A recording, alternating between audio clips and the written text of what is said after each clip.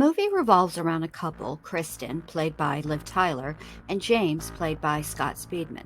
After attending a friend's wedding reception, the troubled couple end up at Scott's family vacation home. The trouble begins with a knock on the door. Things devolve from there. The movie is actually an amalgam of three true crime stories: the Manson family murders, the Ketty Cabin murders, and a series of break-ins that occurred in director Brian Bertino's neighborhood when he was a child. The Manson family murders occurred at actress Sharon Tate and her husband, director Roman Polanski's home. During the early morning between August 8th and 9th, 1969, Manson family members Tex Watson, Susan Atkins, Linda Kasabian, and Patricia Krenwinkel arrived at the home located at 10050 Cielo Drive in Benedict Canyon in Los Angeles. Manson told Tex to destroy everyone in the home and to make it as gruesome as you can. Manson instructed the women to do as Watson told them. What follows has been the subject of countless books, documentaries, and inspired several movies. Just after midnight, August 9th, 1969, Watson cut the phone lines, backed their car up to the bottom of the hill that led to the home, and he and the three women walked up the driveway to the home. Headlights were coming towards them from inside the property. Watson told the women to hide in the bushes. Watson told the driver, Stephen Parent, who had been visiting the property caretaker, William Garrelson, to stop. Tex then leveled a .22 caliber revolver at Parent, who begged Watson not to hurt him. Watson lunged at Parent with a knife, causing a defensive stab wound to the palm of his hand. Watson then shot him 4 times in the chest and abdomen, killing him. After cutting out a screen on a window, Tex ordered Linda Kasabian to keep watch down by the gate. Watson then entered the home through the window and let Susan Atkins and Patricia Krenwinkel in through the front door. When he whispered something to Atkins, it woke Fryowski, who was sleeping on the couch. Startled, and after being kicked in the head, Fryowski asked Watson who he was and what he was doing there. Watson replied, "I'm the devil, and I'm here to do the devil's business." Atkins and Krenwinkel, as instructed by Watson, located the home's 3 other occupants and forced them into the living room.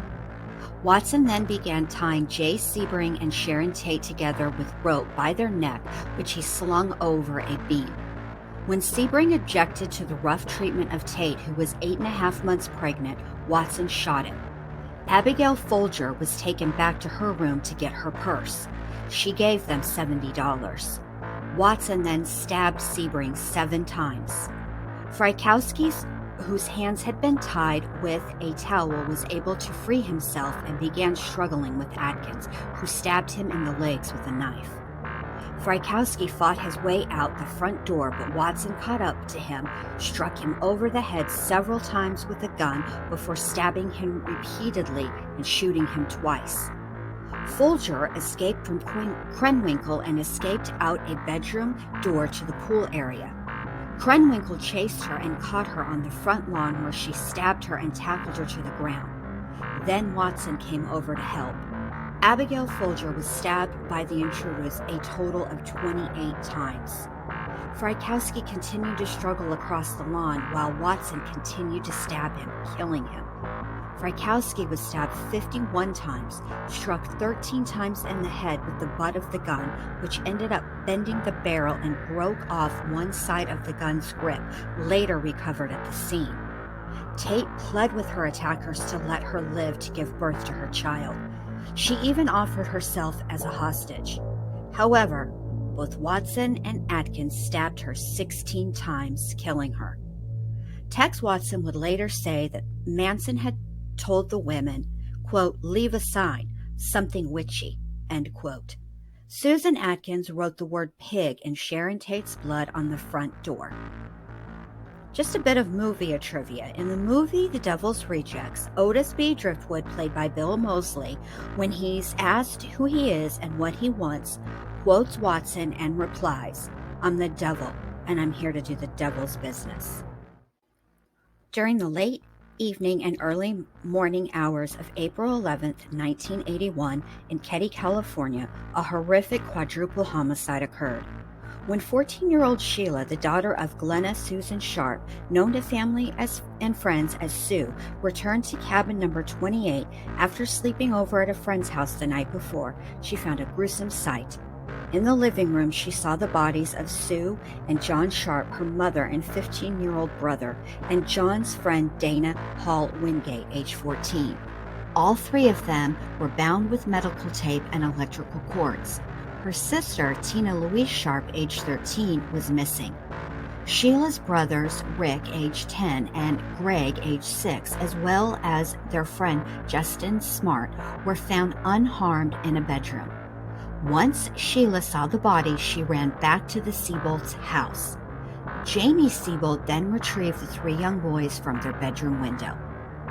Sue, John, and Dana had been the victims of a vicious and brutal attack. There were 2 bloody knives and a hammer retrieved from the scene. One of the knives, which was a steak knife and later was determined to be one of the murder weapons, had its blade bent at a 30-degree angle. Sue Sharp had been found laying on her side near the couch, nude from the waist down. She had been gagged with a blue bandana and her own underwear, which was held in place with the medical tape. Sue had been stabbed in the chest. Her throat had been cut horizontally. The wound was so deep it cut through her larynx and nicked her spine. On the side of her head, there was an imprint that matched the butt of a Daisy 880 Powerline BB pellet rifle. John Sharp's throat had been slashed. Dana Wingate had multiple head injuries and had been manually strangled.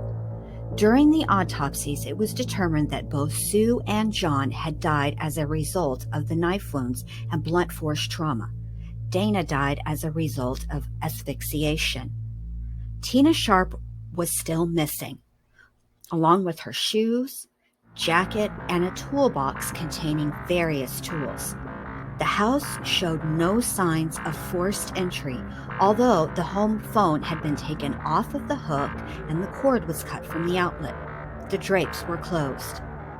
On April 22, 1984, a bottle collector discovered the cranium portion of a human skull and part of a mandible at Camp 18 near Feather Falls.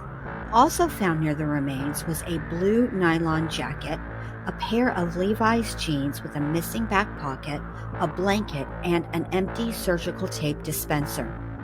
In June 1984, the remains were identified as Tina Sharp by a forensic pathologist. The case remains unsolved. As a child, Brian Bertino was home alone one night when there was a knock at the door. The person on the other side of the door was asking for someone who didn't live there. Bertino recalls later that he learned that the people knocking on doors were robbing homes in the neighborhood when no one was home.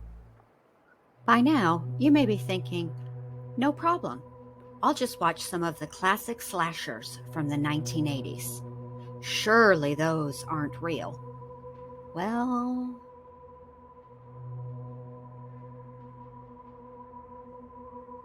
we all know the plot to this one.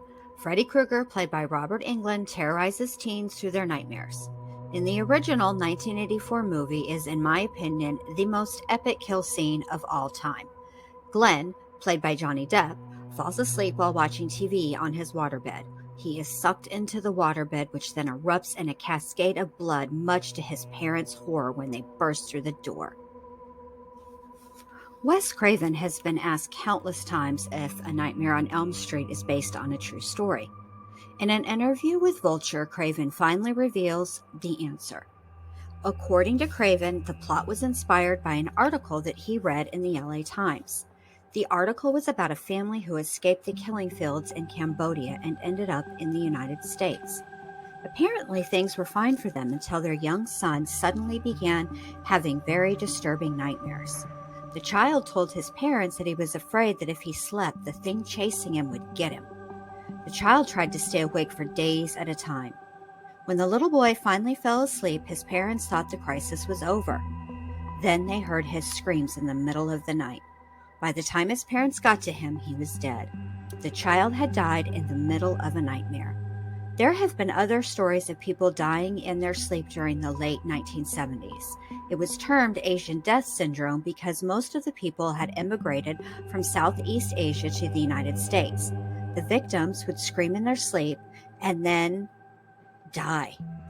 Little is known about this strange phenomenon. Sweet dreams! The plot to these movies is also well known. Teenagers, the woods at Camp Crystal Lake, a mother, a hockey mask, and and then death. The true story it's based on is one of the most infamous and unsolved homicide cases in Finnish criminal history. On June 4th, 1960, four Finnish teens, Maya Bjorklund, Anja Maki, both 15, and their 18-year-old boyfriends, Seppo Bosman and Nils Gustafsson, went camping along the shore of Lake Bottom. The next morning at about 6 a.m., a group of boys who were birdwatching from some distance away reported seeing the tent collapse and a blond man walking away from the campsite. The bodies of the victims were discovered by a carpenter named Esko Johansson. The police arrived and found Maki Bjorklund and Bosman stabbed and bludgeoned to death inside their tent. Gustafsson survived despite having fractured facial bones. Gustafsson was also found outside of the tent. In March 2004, almost 44 years later, Gustafsson was arrested. The public never knew he was even a suspect. Early in 2005, the Finnish National Bureau of Investigation declared the case solved based on new forensic analysis. The prosecution's theory, based on the interpretation of bloodstains, was that Gustafsson had been drunk, was excluded from the tent when he attacked the other boy. His jaw had been broken during the fight, which then escalated him into killing 3 people. The trial started August 4, 2005. Gustafsson was acquitted of all charges on August 7, 2005. The case remains unsolved. A suburban family of 5 living in a home built by the company Steve Freeling, played by Craig T. Nelson, works for. What could go wrong? Literally everything. At first, Diane, played by JoBeth Williams, thinks the kitchen chairs stacking themselves on the table is all fun and games. Then, the tree tries to eat their son Robbie, played by Oliver Robbins, which turns out to be a distraction from the real target, Carol Ann, played by Heather O'Rourke. Paranormal investigators are called, and Robbie and Dana, played by Dominique Dunn, leave the home. There's a TV, a closet, a phone. They're here, and this house is clean. In 1958, in the town of Seaford, New York, the Herman family were being plagued by paranormal activities. The family claimed that bottle tops popped off on their own and the bottles moved by unseen hands. Their claims made local and national news. Life magazine even did a piece on the family. The Hermans invited paranormal specialists into their home in an attempt to deal with what was deemed to be a poltergeist. Researchers were able to record some evidence of strange occurrences. However, the event stopped shortly after the team arrived. Apparently, poltergeists like the YouTubes are sometimey.